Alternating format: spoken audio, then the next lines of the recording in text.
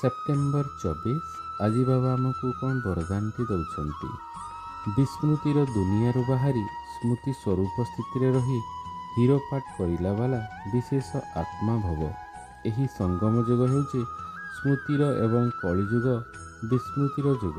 ତମେ ସମସ୍ତେ ବିସ୍ମୃତିର ଦୁନିଆରୁ ବାହାରି ଆସିଛ। ତେବେ ଯେତେବେଳେ ସ୍ମୃତି ସ୍ୱରୂପ ଅଟନ୍ତି ସେହିମାନେ ହିଁ ହିରୋ ପାଠ କରୁଥିବା ବିଶେଷ ଆତ୍ମା ଅଟନ୍ତି। ଏହି ସମୟରେ ତୁମେମାନେ ଡବଲ ହିରୋ ଅଟ।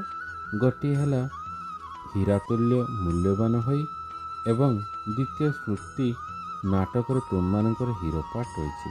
ତେଣୁ ତୁମେ ହୃଦୟରେ ସର୍ବଦା ଏହି ଗୀତ ବାଜୁଥାଉ ଯେ ବାଃ ମୋର ଶ୍ରେଷ୍ଠ ଭାଗ୍ୟ। ବା ଯେପରି ନିଜର ହଦ୍ର ଅର୍ଥାତ୍ ଲୌକିକ କର୍ମଧନ୍ଦା ସର୍ବଦା ମନେ ରହୁଛି, ସେହିଭଳି ଏହି ଅବିନାଶୀ କର୍ତ୍ତବ୍ୟକୁ ମଧ୍ୟ ମନେ ରଖ ଯେ ମୁଁ ଶ୍ରେଷ୍ଠ ଆତ୍ମା ଅଟେ।